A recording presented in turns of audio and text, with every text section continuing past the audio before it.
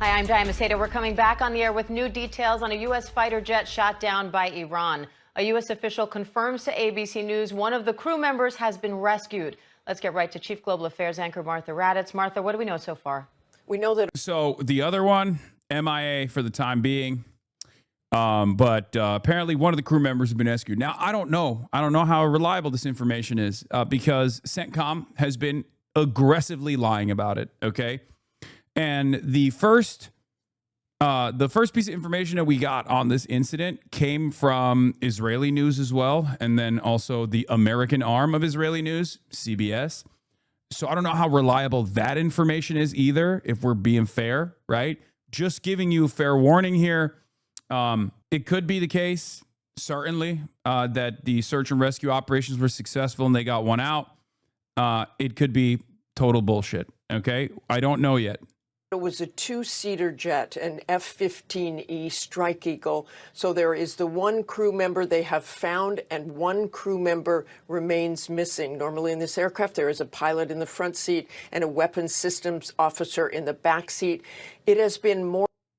Hasan can't help himself but berate helpful chatters like, damn dog, you don't got to be a dick. Most people don't watch your 8-hour stream, Lamau. We have a life and you should expect people popping in and out. Repeating yourself is probably going to happen and helpful to new chatters. Chatter. You're not being a helpful chatter. I'm going to explain to you why really quickly before we continue with the story. I know that other chatter. That chatter comes in here and always half listens to what I'm saying, only to repeat the things that I have said earlier and imply that I haven't been saying the things that I have said in an effort to imply that I'm actually, across the board, unconditionally offering full support to the Iranian government. I guess in this situation, in this dynamic, I put all my cards on the table. I said what I've said about how in order to preserve the Iranian nation state and in order not to allow it to perish and destabilize and in order to avoid far worse consequences in general, I do think that the best possible move going forward is that the IRGC continues to defend the nation state and remains intact. Because otherwise, the alternative is not going to be like regime change and like liberal democracy or anything. The alternative is going to be endless ethnic and sectarian conflict fomented by Israel and the United States of America, and a potentially balkanized Iran with 93 million people and tens of millions of displaced that will trigger another much larger refugee crisis. So, that's the reason why I have my perspective, and a lot of chatters will come in here, especially Iranians that are in diaspora who hate the government and will say, oh, well, you're being, pro IRGC, even though I've explained exactly why it comes across as that way. I know you know this stuff, but choose to take the phony neolib neocon route of making this about West versus East oil or even colonialism. I don't even know you want to be associated with types like Nick Fuentes, but he's right on that front. They already call you an anti-Semite with regular frequency. You might as well be truthful knowing they will deploy that classic attack. Truthful? Why would I fucking lean into idiotic Jewish hypnosis style conspiracies or organized Jewry or whatever the fuck you believe in just because people are calling me an anti-Semite? This only works if you genuinely think that I'm secretly an anti-Semite and I'm hiding it so that I have plausible deniability. You need to get that out of your mind. At this point, there is no reason to hide if you're anti-Semitic, if you're worried about anything, because a lot of people actually are. A lot of people have become that way. So if you're hearing something from me, just know that it's because it's something that I sincerely believe. Look at the past week and a half's incidents. People yell at me all the time. I do believe you're naive towards Iranian government officials, but I get it since AmIsreal is attacking Iran right now. You're not going to highlight their brutality. You said multiple times, I don't believe you're pro-IRGC or have alternative motives. No, I've said it. I've said it very clearly. I think in order for Iran to survive, okay, in order for Iran to survive and not turn into this country that is completely destroyed, thousands of years of culture, history, the IRGC has to fucking successfully defend Iran. The Islamic Republic has to remain intact.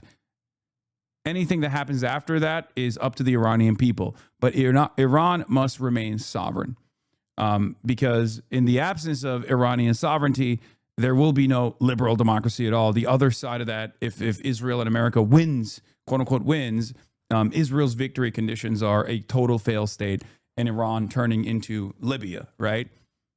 And that's not good for anybody. That's not good for any of the regional actors. That's not good for Iranians, obviously, you know? So the reality of the matter is, in this dynamic, regardless of previous state repression, previous oppression by the state, regardless of how ruthless they've been to their own population, they are the de facto saviors. More than 12 hours since Iran released images that they said were of the F-15. This have not been independently verified, but they appear to be credible images from what they say was the crash of that F-15. The U.S. official has also confirmed that the jet was indeed shot down. This was hostile enemy fire. Now, all of these pilots and crew members, the weapons systems officer, are trained in what is called SEER, and that is survive, evade, resist, and escape. So wherever that other crew member is, and certainly hopefully that crew member is alive and well, they will know what to do. They will know to try and hide, to try and evade capture. Also, because it's been 12 hours, the Iranians are taunting the U.S. about shooting down a jet, but there has been no confirmation in any way that they actually captured that second crew member. So that is good news so far as well. But the good news is Israel even doing anything in Iran anymore? Are they just focusing on Lebanon? Well, considering that they blew up another university earlier where they were conducting medical research, and that literally happened while the search and rescue missions were taking place. We don't know if it was America or Israel that did that, but they are still bombing Iran. They are still bombing civilian targets in Iran, so I suspect that the Israeli Air Force still has their hands busy, while also simultaneously conducting another Nakba in southern Lebanon and making straight up Hitlerian demands from different ethnic groups living in southern Lebanon, telling the Druze population and the Christian population in southern Lebanon to not shelter any Shia Muslims, which is psychotic. It is exactly what Nazis did when they occupied places where they were like, are you hiding any Jews? Are there any Jews in the floorboards? Remember, you know, they are doing straight up the same exact Holocaust route. It's unfucking believable.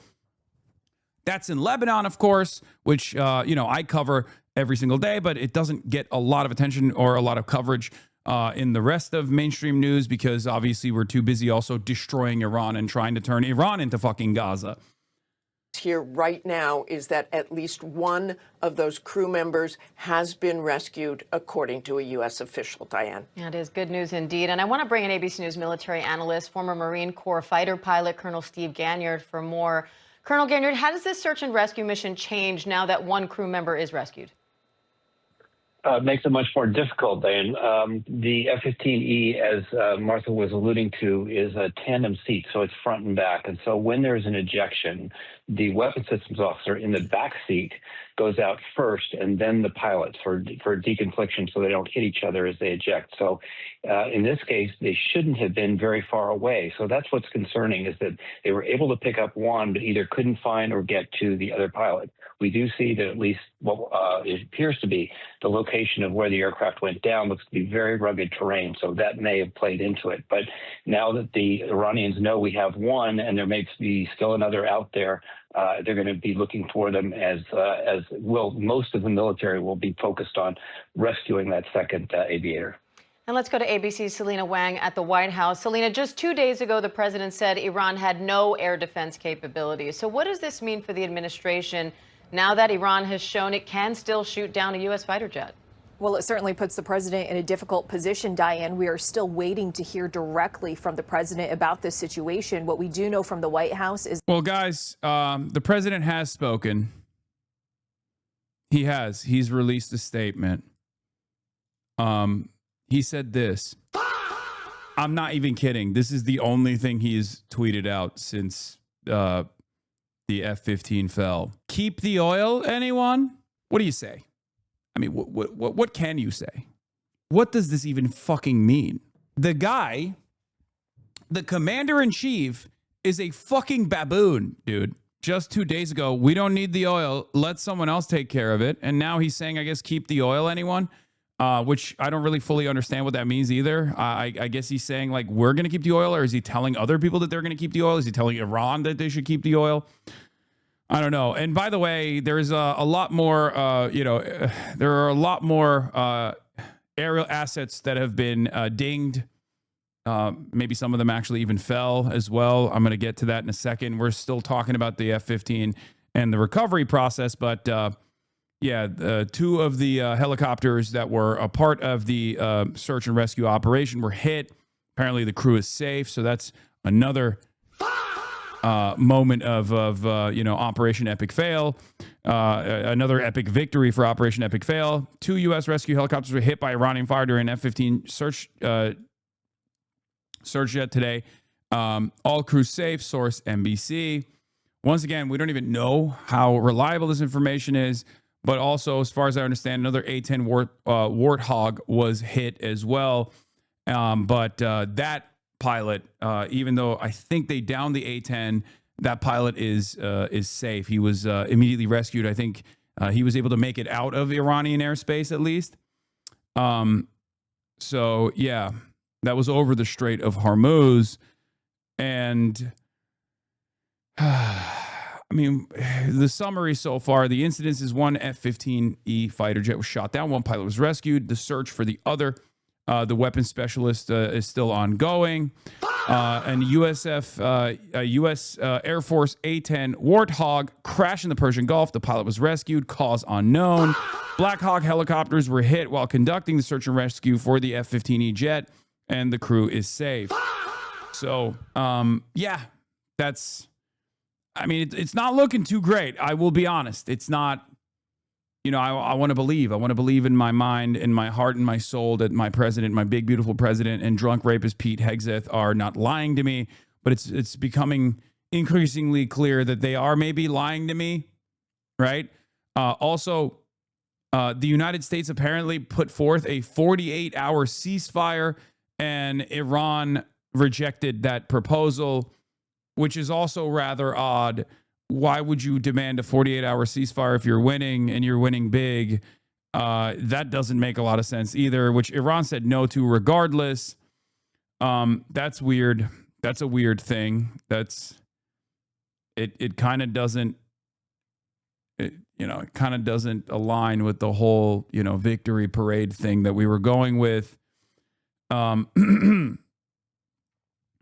But also, I will say this: it turns out the downing of the 2 U.S. jets won't affect, or the downing of the U.S.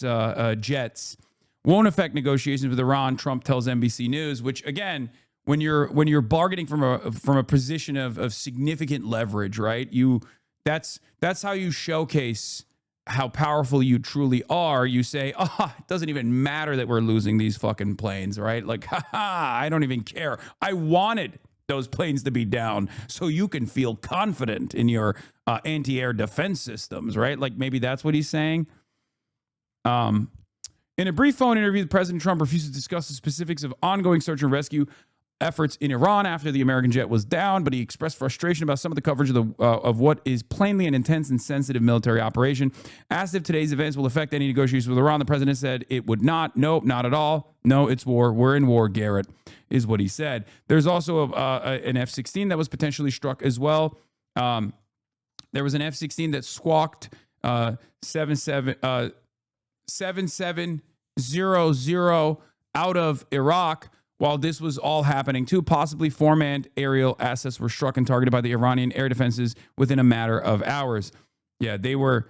They also had an emergency code, an emergency landing code for a F-16 fighter jet as well.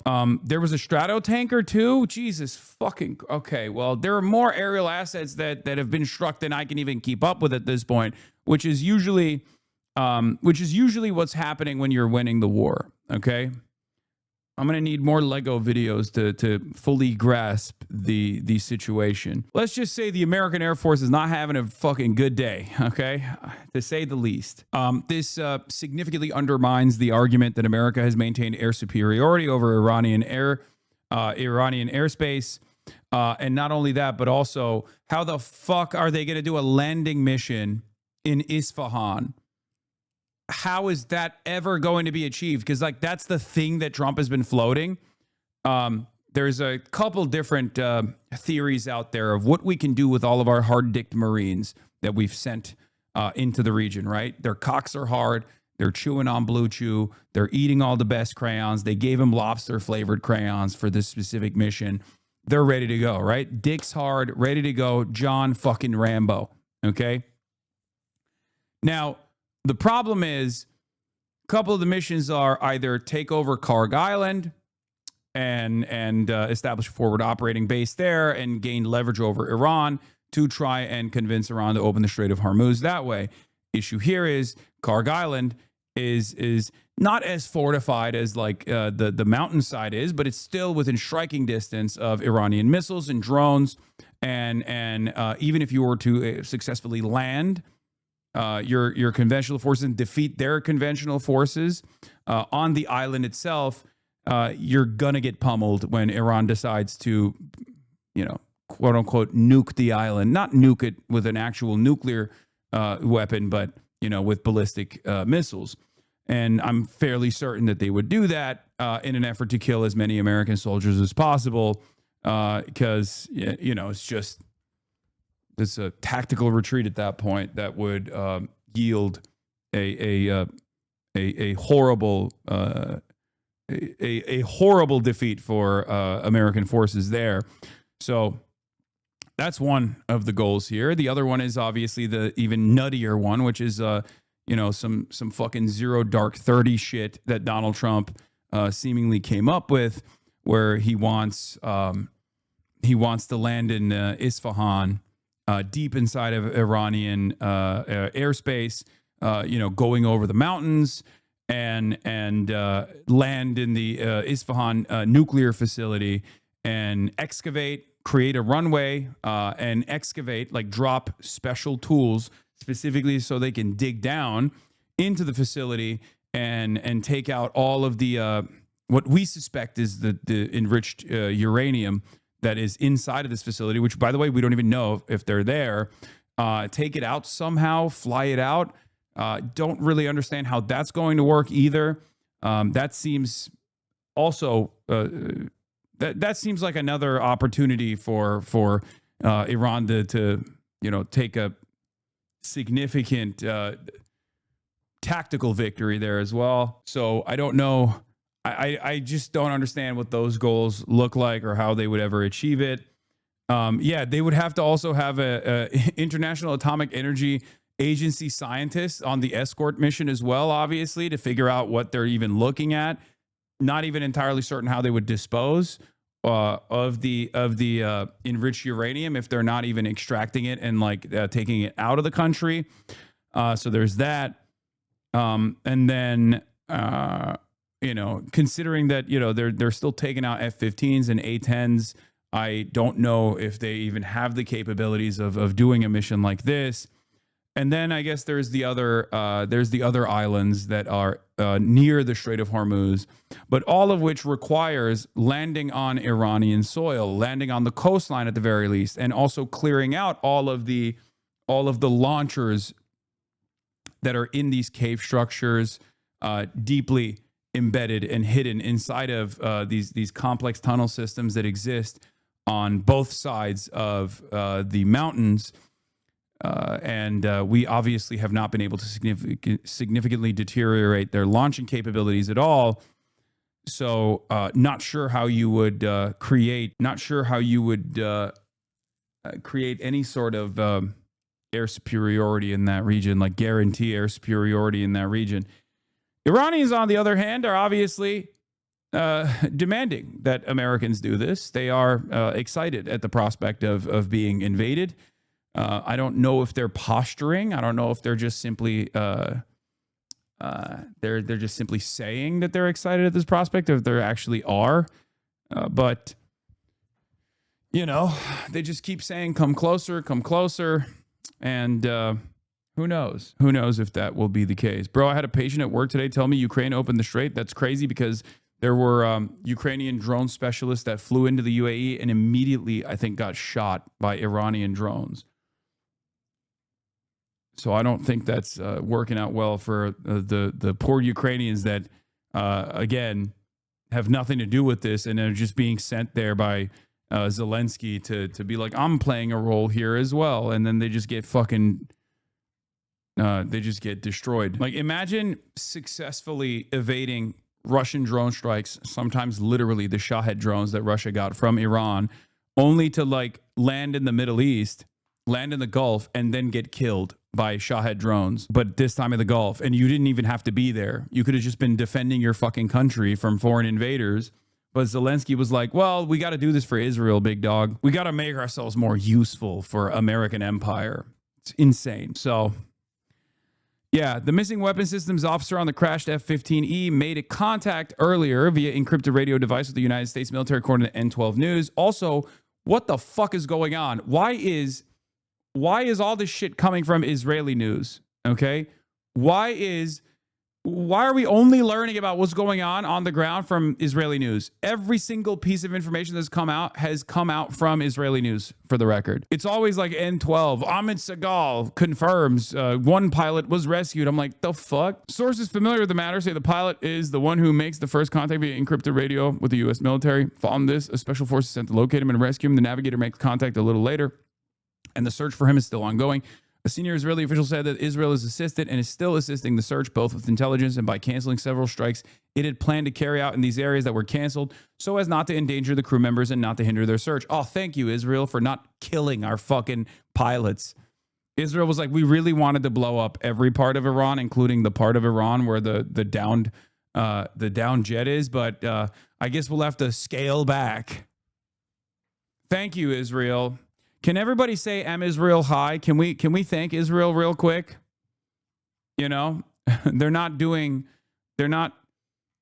implementing the Hannibal protocol for our pilots as well. That's cool. Thanks, Israel. How wonderful they are. It turns out that this image might be real. Newsmax confirms that a Black Hawk may have been hit during the search and rescue operations in Iran, as it was last seen trailing smoke while crossing from Iran to Iraq. Footage of a Hezbollah impact during one of the recent barrages. UAE confirms severe damage to the Habshan gas facility. Fars reports that the U.S. also proposed a 48-hour ceasefire on the first, but Iran ignored the request and kept firing. Oh, the IRGC has downed an A-10 in addition to the downing of the F-15 and the hit on the Black Hawk today. And also there's another F-16 that had to do an emergency landing as well. So things are going great. Things are going great. We're winning. We're winning bigly. Every time you think of the gas price at the pump, just remember that it's for the most honorable cause of all. You're just paying an additional tax. It's called the Israel tax. Okay.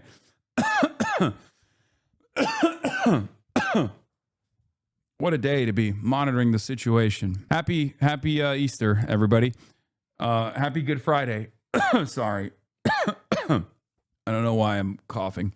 This is from New York Times. A second Air Force combat plane crashed in the Persian Gulf region on Friday. Lone pilot was safely rescued, according to two U.S. officials who spoke on condition of anonymity to discuss operational matters. That was the A-10 Warthog attack plane that went down near the Strait of Hormuz about the same time that the Air Force F-15E was shot down over Iran. In that incident, one crew member was rescued, and search and rescue operators are looking for a second airman. Officials provided scant details about the A-10 crash, including how and where it happened. You think China has started helping? China has never stopped helping, I guess, but helping in the way that like they rush ship a lot of components that are necessary for continuously building more munitions, right? Like that's the way that they've been helping, and I think they've been helping as far as like intel as well. But that part is just pure speculation. We don't know if they're offering targets to the Iranians, or if the targeting is coming from the Russians. I assume they probably are. Wait, Trump came out with another statement? Oh my, wait, no, that's an earlier one. That's from 5 a.m. this morning. Donald Trump, with a little more time, we can easily open the Hormuz Strait, take the oil, and make a fortune. It would be a gusher for the world. President Donald J. Trump. Okay. Chinese civilians are apparently helping by doing open source intel. Oh yeah, I saw that. I saw that drop site news article. That was really funny. Yeah.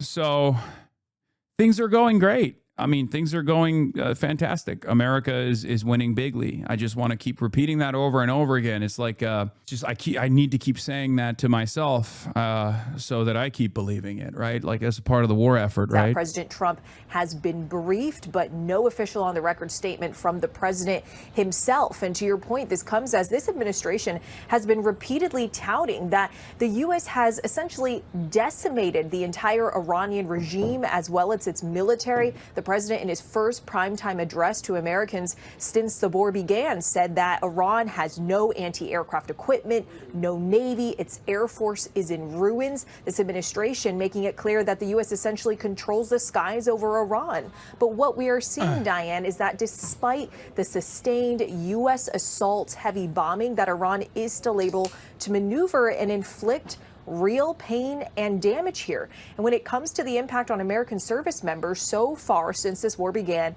13 American service members have been killed and at least 340 U.S. service members have been wounded so far. All of this against the backdrop of President Trump 5 weeks into this war still not laying out a clear exit plan or off-ramp to Wow, we really control their skies? Yeah, famously, when you control the skies of a foreign adversary, they get to blow up your fucking, latest and greatest technology. Yeah. I mean, that's just how it works, right? That's just usually how it works. Famously, when you attrit their capabilities, their striking capabilities, they continue pummeling all the regional actors in the Gulf and also Israel as well. I cannot begin to explain to you how much the American government and CENTCOM is lying about both the casualty numbers. I do not believe the casualty numbers at all. The ones that we now know of is around 250 was like a couple weeks ago. I'm thinking plus 1,000. Casualty, of course, means wounded in action and also killed in action. So there's that part, especially if you tie in like defense contractors that probably died as well, that they don't actually reveal at all. I assume the casualty numbers are above 1,000 at this point. And we have been lying about how much we have diminished Iranian strike capabilities, and new intelligence from the American side that was leaked to the press as of yesterday, as of a couple hours ago, shows that America's also been lying about our offensive capabilities as well and our offensive successes as well. So we're just lying on every aspect of this, trying to win over. We're trying to win the messaging war, but at the end of the day, there's only so much you can yap when the results are still what you see on the ground. If the Strait of Hormuz is still controlled by the Iranian Navy, then it doesn't matter what you say about how you have dominated Iran, right? If you claim that the Iranian missile launching capabilities have been significantly deteriorated, but Iran is still striking Israel, Iran is still striking the Gulf, then obviously that doesn't fucking matter either, right? Bro, what proof you got? The casualties in the thousands? The fuck are you saying? You're wish casting. I'm offering sober analysis. What do I mean by this? Because in the first couple of days, they said only 6, or there were only 6 that were killed, and that's it. And then investigative reporters found out that the number actually was 250, right? I'm just going off of proportionality here. Given that they first said it was 6, and the true number was around 250. Then they said it was 13 dead, and that's it. No casualty numbers whatsoever. I am leaning into the Intercept reporting that just came out on this, that the U.S. casualty numbers are being covered up. Once again, this is the type of thing that you just don't want to hear because in your mind you have decided that the American you have American exceptionalism it baked into your consciousness. You just genuinely cannot comprehend that America might not be doing as well as you think it's doing. And that's fine, but you are my favorite guy. That's why we don't ban you in the chat, because you say incredible things like, Gangy, you don't understand. That's not true. They wouldn't even be able to hide that, bruh. Okay, once again, I think you are mistaken. Okay, you just don't know what casualty means. I'm not saying that 1,000 troops have died. I'm saying the casualty numbers that they tried to hide initially was approximately 250 plus. Casualty means wounded in action and killed in action, okay? Rendered ineligible for combat. And when they said the KIA numbers were at 6, the true numbers were around 250. So proportionality in mind, considering that we know the number of killed in action has increased, it's very hard for me to assume, especially with like American assets retreating from the region, not achieving any of its strategic objectives whatsoever, and Iran continuously pummeling American military bases in and around the Gulf, and also successfully taking out American assets on air bases in Saudi Arabia and elsewhere, including what the Iraqi forces, as a part of the resistance, have been able, like the objectives that they've been able to achieve. I suspect the casualty numbers are far higher. The Pentagon has sent outdated statements on the number of, most of the places they hit were evacuated. Yeah, no, totally. The Pentagon has sent outdated statements on the number of U.S. troops killed or wounded during the Iran war, resulting in undercounts. Almost 750 troops have been wounded or killed in the Middle East since October 2023. An analysis by The Intercept is found, but the Pentagon won't acknowledge it. That's since October 2023. That's since October 2023. That's like the reason why that number is so high is because, once again, I'm going to repeat it. That's since October 2023, right? Since October 7. But given the tendency of CENTCOM to grossly underreport the casualty numbers, it's reasonable to assume that it's no longer at 250, which is now the official number that we know because of investigative reporting. U.S. Central Command, or CENTCOM, which oversees military operations in the Middle East, appears to be engaged in what a defense official called a casualty cover-up, offering The Intercept lowball and outdated figures and failing to provide clarifications on military deaths or injuries. At least 15 U.S. troops were wounded Friday in an Iranian attack on a Saudi airbase that hosts American troops, according to 2 government officials that spoke with The Intercept. Hundreds of U.S. personnel have been killed or injured in the region since the U.S. launched a war on Iran just over a month ago. President Donald Trump, who wore a blue suit, red tie, and a ball cap to dignified transfer of the first Americans killed in the war, said casualties were inevitable. When you have conflicts like this, you always have death, he said afterward. I met the parents, and they were unbelievable people. But they all had one thing in common. They said to me one thing, every single one: finish the job, sir. Please finish the job. Maybe Trump misunderstood the parents. Maybe the parents were like, please finish the job. Like, bring the troops back home, please. Please stop sending our children to die for Israel. That's kind of fucked up. And Trump was like, oh, they're saying they want more. They want more dead troops. Thank you, Raina Jen, for the 5 gifted subs. So yeah, this is part of the reason why I suspect that the true casualty numbers are far higher, because of the American government's tendency to underreport, because they don't want more domestic pressure, right? They don't want more domestic pressure. There's more updates on the recovery, the search and rescue mission. The American pilot of an F-15E Strike Eagle that was rescued after his plane was down over southern Iran earlier today was recovered by 2 U.S. military helicopters during the operation. The helicopter carrying the recovered pilot was hit by small arms fire, wounding crew members on board the helicopter. The helicopter landed safely.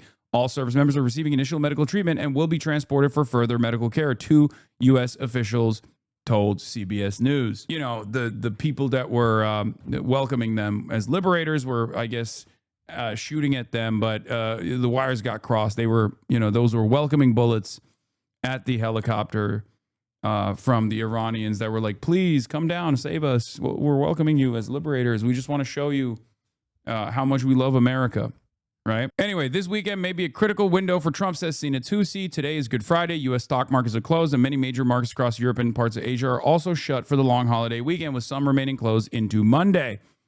If Trump chooses to escalate tonight or tomorrow, especially through a ground invasion, there will be less immediate market feedback and fewer real-time economic constraints on decision-making.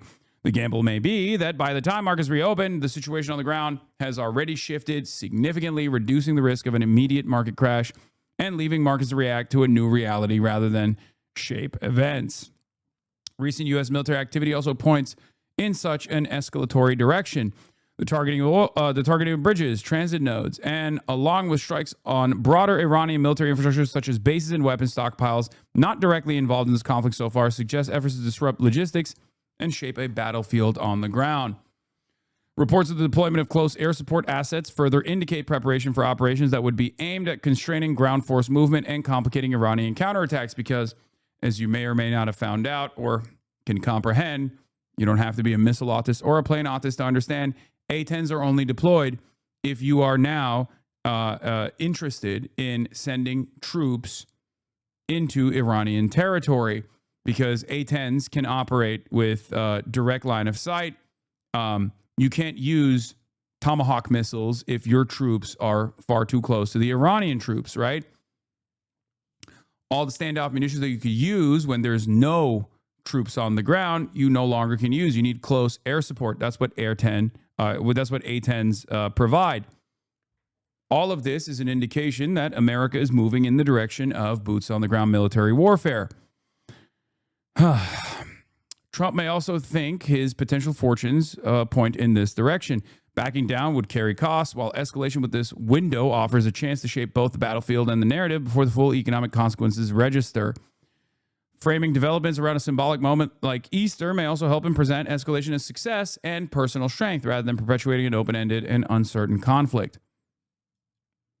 But he'll be walking into the escalation trap, ultimately making the war harder to exit, raising the costs for everyone. What is this? According to CBS News, citing 2 U.S. officials, an American A-10C Warthog took fire and was severely damaged during a search and rescue mission for the crew members of an F-15E Strike Eagle that was downed earlier today over Iran. The A-10 pilot was able to make it out of the Iranian airspace and ejected over the Persian Gulf, being successfully recovered by the U.S. Air Force. Okay, that, I mean, it's out.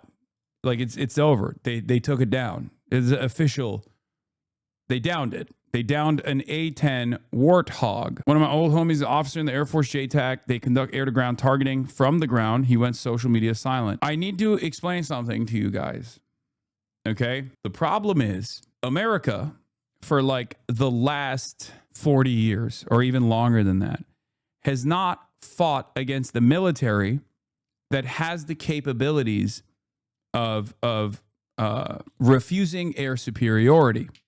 Okay? For the last 30 years almost, the global war on terror was conducted by ground forces that could call in aerial support.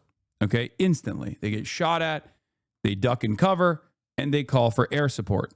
Okay? This is how America has conducted its warfare. Now, obviously, there is, there were missions on top of that where they would go into densely populated areas and overtake cities and whatnot, right? Like, there's that too.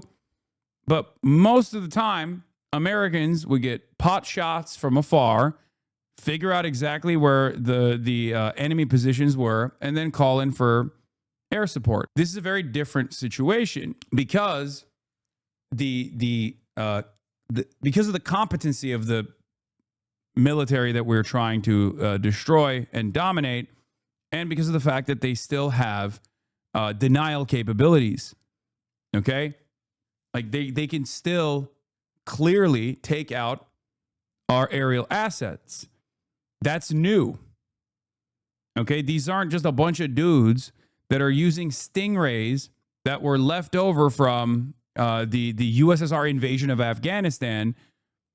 These are reliable. Like, these are guys that are mobilizing, or stingers. Sorry, these are guys that are mobilizing anti-aircraft weaponry and achieving success as far as taking out fighter jets. I mean, that's new. It's a very different type of war. That's the reason why America's lost so many assets in such a short period of time. I mean, what is it, like throughout the entire, I don't know, and you can correct me if I'm wrong, but I think how many A-10s were lost in Iraq? Were there any? How many A-10s were lost in the global war on terror in general? 1, right?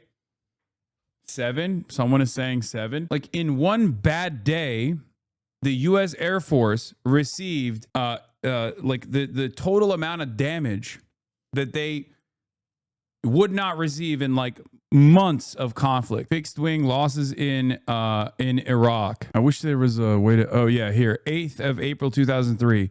There was one A-10 one A-10A that was shot down by Iraqi Roland SAM surface-to-air missiles. I mean, there's obviously a financial cost to all of this, especially the Strato tankers and especially the AWACS too, like the aerial surveillance planes that Iraq took out. I mean, not Iraq. Iran took out two of them. Okay, those are like, with today's dollars, those are like $500 million worth of equipment that just lit on fire and are gone. Okay, two of them, right? Not only that, but also they've stopped making the old ones. There's only 6 total. Well, there's 13 total, but there's only 6 of the old ones. Iran was able to take out 2 of them sitting on a fucking runway, which I don't even understand why. I guess like the Saudi air bases don't have the Saudi air bases don't have a way to protect these assets. It's just like, it reeks of desperation is what I mean from the American side. The fact that they are leaving these very expensive assets out in the open to get fucking lasered with Iranian drones and Iranian ballistic munitions is crazy. Yeah, the E-3 planes cost $540 million each. Exactly. Yeah, we made fun of Russia doing the exact same fucking thing, and it turns out we're doing the exact same fucking thing ourselves. But yeah, F-15, here, this is another summarization of today's bad day for the U.S. Air Force. Today's reported incidents: F-15E, 48th Fighter Wing, shot down in southwestern Iran, pilot rescued. The weapons specialist is still missing. An A-10C Thunderbolt II shot down and crashed in the Persian Gulf, pilot reportedly recovered. An HH-60G Pave Hawk hit during the search and rescue operation. Crash landed across the border in Iraq. Crew reportedly survived. Other reported incidents are a KC-135R Strato tanker. Another one of the Strato tankers hit an emergency squawk around 10 near Tel Aviv. An F-16CJ Wild Weasel emergency squawk again over Saudi Arabia near the Iraqi border. And another KC-135R Strato tanker emergency squawk around 7 local time near Tel Aviv. So all of this happened in the last like 12 hours or so. Just tell me, do you think it's going well? Because this is different than sitting, than hitting stationary assets sitting on the runway. That's stupid for a different reason. That's expensive, right? But that's just a stationary asset. That is getting hit with ballistic missiles. That means that like Iran has targeting capabilities and better surveillance than we previously thought. They're getting hit with drones. They're getting hit with missiles. These are getting hit in action. That means that Iran still has the capabilities of launching anti-air defenses. This means that there is no air superiority that has been established, even in areas of operation. Okay? If your air support, if your aerial assets are getting lost, if your aerial assets are being successfully targeted, that means that you have not established air superiority. This was a problem for Russia as well. You've greatly overestimated your capabilities and you've greatly underestimated your enemy's capabilities. They have no air defense. They're in the Stone Age. It's like someone saying, I cut off his hands, but I still got punched after that. Yeah, except turns out you didn't even cut off their hands. You just cut off their pinky, maybe. Okay, and they're still using their hands. They still got hands. Oh, shit. This is what Trump had said only 2 days prior, right? Let's take a look one more time. During this period of time, no deal is made. We have our eyes on key targets. If there is no deal, we are going to hit each and every one of their electric generating plants very hard and probably simultaneously. We have not hit their oil, even though that's the easiest target of all, because it would not give them even a small chance of survival or rebuilding. But we could hit it, and it would be gone, and there's not a thing they could do about it. They have no anti-aircraft equipment. Their radar is 100% annihilated. We are unstoppable as a military force. Maybe April Fools. He did release this on April 1st. So maybe a lot of people are not factoring that. Maybe he's going to come out and be like, April Fools, I was just kidding when I said we've destroyed their their air defense capabilities thoroughly. We have full air superiority over the Iranian airspace. April Fools, I was just kidding. I wanted to make our pilots play on New Game Plus difficulty. Make it harder for them. Come on! Every damn day. Also, northern Tehran is under heavy strikes, heavy airstrikes again, which is the Israel method. When you are not achieving your war goals, when you're not achieving any of your military objectives, your strategic objectives, you punish the civilian population. And that's what America and Israel is all about. If you recall, anytime Israel got any retaliation, what would they do? They would go and fucking strike Gaza, right? Extra hard. TPR 91, thank you for the 5 gifted subs. Lieutenant Dan 1855, thank you for the 10 gifted subs. Do you think all of this is a failure or somewhat due to all the generals he's been firing for not being a loyalist? I mean, I'm sure that doesn't help. Okay, but honestly, it doesn't even matter because he doesn't even listen to the fucking loyalist generals, because even loyalist generals obviously understand, shit's not going too great. It's very clear that he's not listening to his own intelligence. Otherwise, we wouldn't even fucking hear about it in the New York Times. Because here's what's going on, okay? Speculation from what I know about how these things work, okay? Generals are getting together. They're trying to show the best version of events to Donald Trump every day because he's like a baby, right? He's a little baby. He's very thin-skinned. He's very upset. So they don't want to offend him, but they're trying to soft serve that, the situation is not great. They're not accomplishing their military objectives. They're not accomplishing their strategic objectives. It's very clear. We can see it. So they are trying to explain to him that it's not working out. The intelligence assessment, I'm certain, from the intelligence community is also probably much more alarmist than even the generals are. But it doesn't even matter because Trump is not listening to either of these groups. Okay? He's not listening to it at all.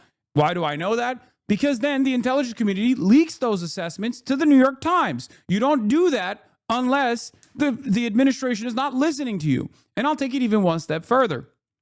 Susie Wiles, Trump's chief of staff, the most important adult in the room in this administration, the person that's keeping everything together. She recently went to the press as well. And she is trying to reach Trump through the press. That means Trump is not even listening to her. She released a quote that basically said Trump is not listening to anyone around him, and the situation is far worse than the way it's presented to him. Okay? Is this the one where the Susie Wiles quote is? As I stated in my announcement of Operation Epic Fury, our objectives are very simple and clear. We are systematically dismantling the regime's ability to threaten America. Where's the video? Project power outside of their borders. That means eliminating Iran's navy. Okay, whatever. Here, I'll just mute it. I'll just mute the tab. But yeah, here is Susie Wiles. Some of Trump's key public supporters were criticizing the conflict with a no clear end in sight. It fell on White House Chief of Staff Susie Wiles and a small group of aides to tell the president that the longer this war dragged on, the more it would threaten his public support and Republicans' prospects in November midterm elections. This information is only revealed to the press if the person that normally would have access to the president, direct access to the president, is incapable of reaching the president's ear. Okay? Susie Wiles has expressed concerns that aides are giving Trump a rose-colored view of how the war was being perceived domestically, telling Trump what he wanted to hear and urged them to be more forthright with the boss about the political and economic crisis. That's from the Time article, right? This is the same thing that General Dan Raisin Kane did in the lead up when the naval assets were building up in the region. If you remember, he went to the president, obviously, as you're supposed to do, and he explained to him that this was not going to work. And when the president didn't listen to him, he went to every single news outlet and said, this is gonna be fucked. Okay, we're fucked. We're not gonna be able to defend any of our assets. We're gonna run out of munitions, and this is gonna be devastating for American conflicts in the future. Right? That was to apply pressure to the president from the outside. Susie Wiles is doing this as well. Problem is, she's doing this 34 days in, which means that Trump is not listening to fucking Susie Wiles. White House Chief of Staff Susie Wiles is reportedly urging the White House aides to stop censoring reports of U.S. military losses and Iranian military successes, as well as plunging poll numbers and gas price trends from President Trump to make him realize what a disaster his great power war with Iran has become. And if it's actually Susie Wiles saying this to the press, that means Trump is not even listening to her. And she's supposed to be the adult in the room. She's supposed to be the competent loyalist that keeps this entire thing together. And if you're not listening to your fucking chief of staff, so much so that the chief of staff has to go out into the press and leak this information, it's fucked. Not a good sign. It's a very bad sign. The House Armed Services Committee, by the way, has been notified that the status of the second service member is not known and may now be missing following the downing of the F-15. That's not great either. Seems as though the second F-15, the weapons officer, the weapons specialist is fucked and is missing in action officially. And considering how much ground resistance they got from even small arms fire in the helicopter search and rescue mission that they did, it's going to be increasingly more difficult for them to conduct a proper search and rescue mission now, especially when you have ground forces, you have civilians all around, armed civilians that are running around looking for the guy. So if he did not die in the ejection, he is most likely going to be captured alive. That will also greatly harm America's propaganda during the failed war efforts. So that's another thing to consider as well. How all of this is going to end.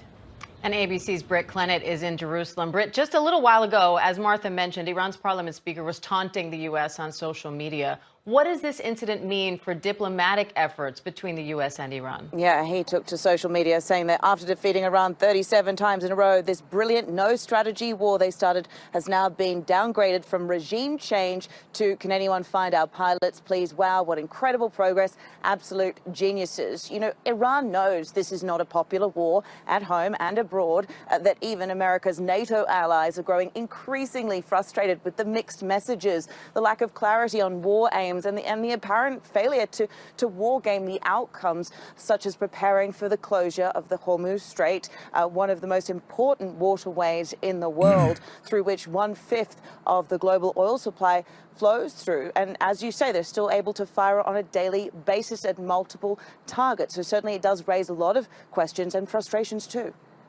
And Martha, we heard Colonel Gagnon talk about how complicated this search and rescue mission is. How does it now complicate the other aspects and objectives in this war? We're getting fucking mogged, dog. That's insane. I mean, I don't know.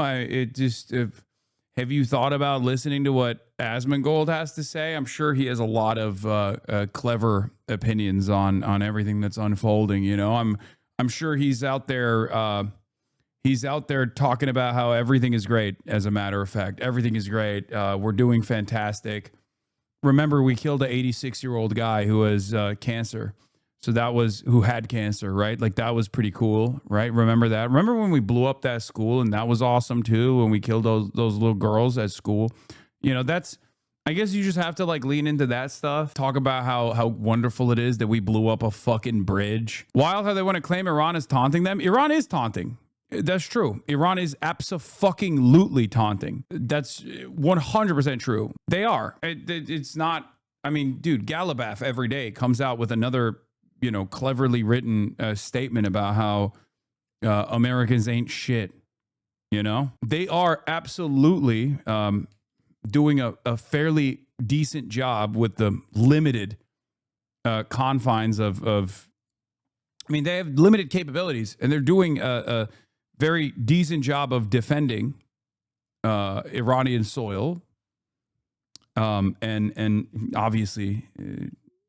Denying air superiority to the American and Israeli forces. That's number one. And then two, they are actually doing a decent job of communicating exactly how things are going on their end. Well, I think all efforts will be on finding this other aviator, and that will take away from whatever else they're doing. This will clearly be a huge priority right now to try to find that other either pilot or weapons systems officer. We don't know which one was rescued and which one is. Zach can't even retreat to talking about video games because PS5s are now $900. Oh, dude. Yeah. Still out there. I keep thinking about the families waiting as well, because these missions are incredibly dangerous. These combat search and rescue, they involve special operations, helicopters usually. And remember, just as we've all been saying, Iran can still fire back, and that is very obvious from what has happened in the last 12. Sources are telling me these challenge coins are being distributed to sailors aboard the USS Gerald Ford as it departs Croatia.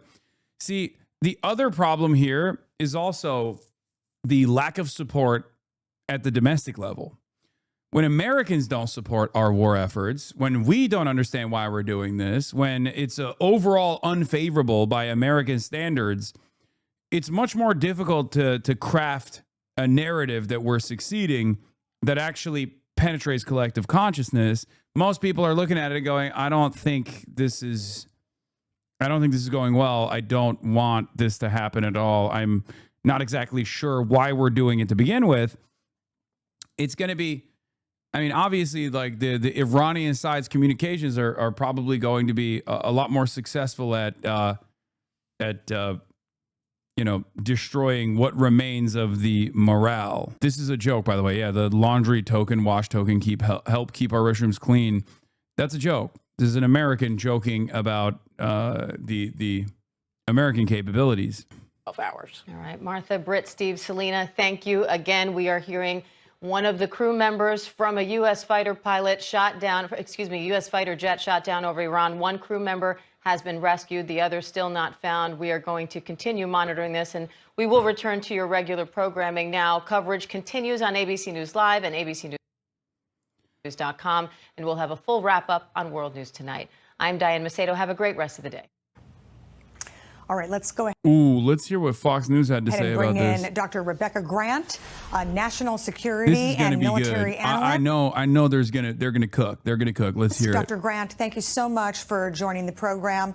I want to get your thoughts on this. Just put this into context in the big picture.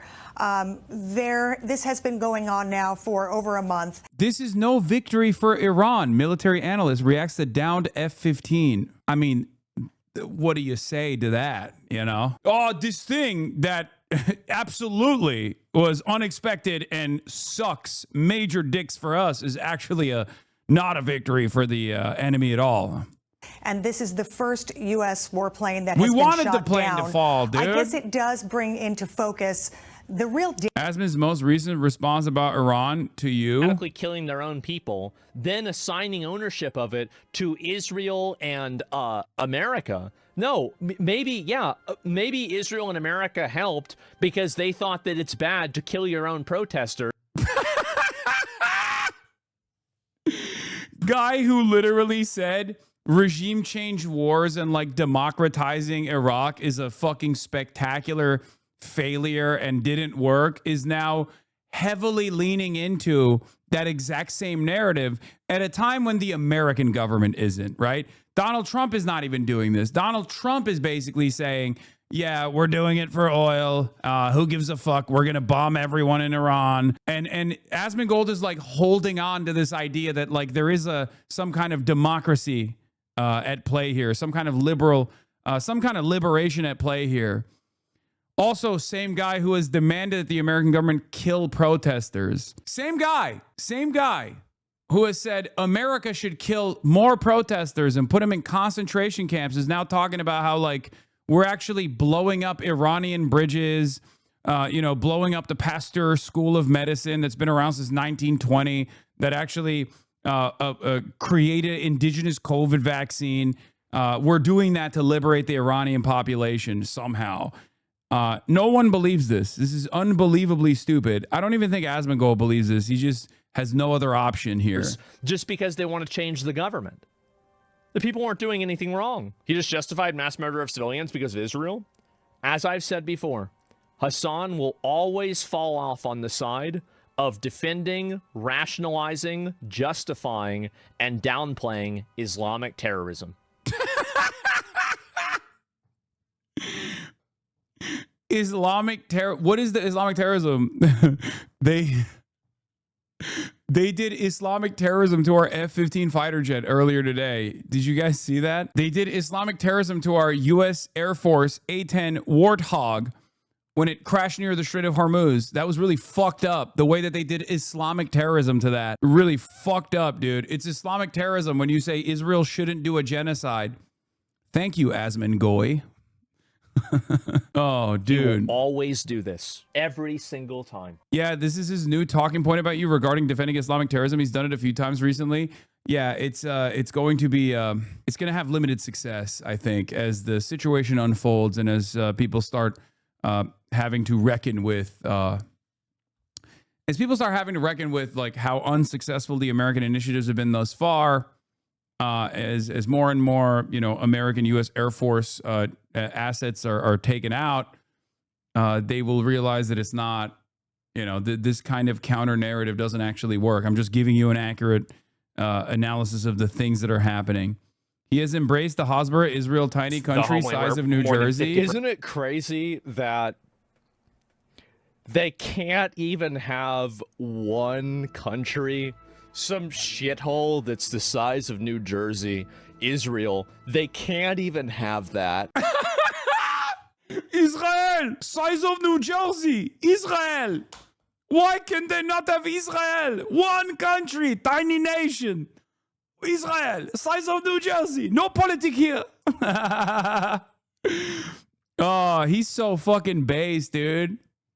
He's Mr. Based. I do appreciate like Asmongold's cattle ass fucking fan base going from Holocaust denial and anti-Semitism to so quickly snapping back to defending Israel with like talking points that were destroyed pretty much in the eyes of the collective all the way back in like, I don't know, December of 2023. Like saying Israel's a tiny nation. Why can't they have Israel? Is a talking point that doesn't even work in like 2024, let alone 2026. My man is mainlining Hasbara at this point. Awesome. It must be so embarrassing to be a Mold Man fan. I think it's more so. It's just if you're an Asmongold fan at any point in your life, you already have dropped any sort of self reflection capabilities. You're incapable of understanding the way that the world views you, your worldview, the guy that you really appreciate. But yeah, I mean, he went from saying Nick Fuentes is base for doing Holocaust denial to hitting Hasbara lines, and defending little old Israel here. Why can't they have a little old genocide? I mean, come on. I mean, bro, think about like, god damn. People are just not having it. Just let him have it, man. God damn. Let him have a little bit of genocide, dude. Percent of Jews on planet Earth live. So it's right. not, he would even his audience is like not fully on board with it, but I guess they're not suspicious enough of why he's doing this now. But they did not kill 40,000 people in 2 days. Like you're unbelievably dense. It was 3 days, idiot. It's just not true. That's not something that happened. There's no evidence that happened. It's also physically impossible for it to have happened. And most people understand that is not a correct number. It's an unbelievably high number that is, I mean, unless they just like blew up entire city blocks, Israel style, they are not capable of murdering 40,000 people in such a short period of time. Why doesn't it work? Why doesn't like pro-Israel talking points work? Have you looked at the polls recently? I mean, this is something that I repeat pretty much every day at this point. It's become my mantra, but this is the most popular Israel will ever be in the United States. Today is the most popular Israel will ever be in the United States going forward. Tomorrow, Israel will be less popular than it is today. Something to remember for all the Jewish advocacy orcs that keep tying themselves to the genocidal entity. Okay? Or even Asmongold, as a matter of fact. I mean, going from Palestinians are inferior people that deserve to be genocided to then taking an anti-Israel slant when it became unfavorable to defend Israel, to then looping back around to defending Israel's existence and Israel's violent actions is very interesting. But I guess, as I've said over and over again, when your audience is comprised of some of the dumbest people on the fucking planet, they don't necessarily punish you for contradicting your statements from like a day prior, especially when they don't even get mad at Trump when he contradicts himself in the same statement, right? Because Trump, even in his address, in his presidential address, literally started off by saying, oh, we're saving the Iranian people, and ended the presidential address by saying, we're going to bomb Iran back to the Stone Age by destroying its electrical grid and destroying its bridges and shit. So those two things are at odds with one another, right? But because the audience is unimaginably dumb, they still believe it, I guess, or they delude themselves into thinking that there is no contradiction here. It was 3 days. It took them 3 days to do that. Convinced yourself. Yeah. It doesn't even matter. Like, them killing 10 people It doesn't even matter. still fucked up. Yeah. Okay, I've never heard a consistent number on this from people that just turn around and say, oh, they killed 80,000 people. I've heard 80,000, 50,000, 40,000. It's fucking ridiculous. Shut up. Jesus Christ. How do you not recognize it? It's like, this is propaganda to actually justify American and Israeli intervention. But there's no propaganda about Palestine. The amount of people that were killed in Palestine is a defined number that nobody can ever question. But whenever Iran intentionally takes off the internet, they shut down the entire internet, they bus in Iraqi militia force. I'm gonna be honest, if this is the best Israel has as far as Hasbara, it's cooked. They're so done. Like, Israel's strongest Hasbara weapon now is a guy who doesn't fucking shower and is a Holocaust denier. What are we doing? What the fuck are we doing, An inconsistent worm that has no fucking moral compass whatsoever, that will literally say unimaginably heinous anti-Semitic shit one day, and then the next day he'll turn around and be like, and just like straight up repeat verbatim Israeli talking points. I'm sorry, but why is he even relevant? I mean, bought it or not, he has a fairly large audience still. Obviously, it's diminished as Trump's popularity is diminishing, even in the eyes of the dumbest people alive, which are the Euroid MAGA supporters. Double cucked.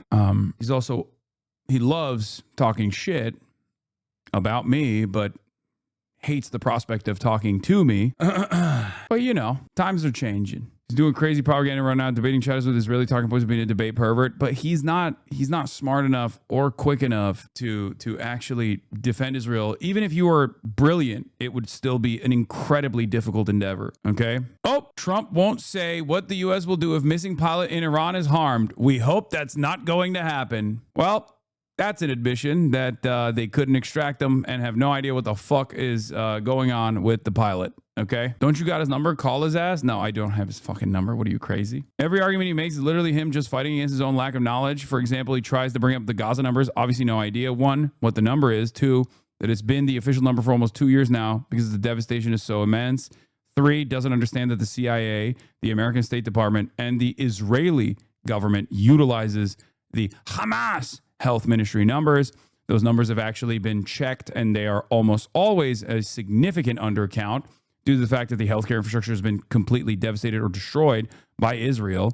And yet, even the 75,000 number is a severe undercount, yet it's obviously the number that Israel also abides by. Yo, I'm the pilot. I'm all good. Is low-key chill here? Nice, dude. You get the Cuba Day special or what? The president's national security team is gathered at the White House. Is this good? At Grok, is this a good thing? In the eve of one of the pilots being extracted and the other one not. The other pilot is on Iranian soil. Chat, is this good?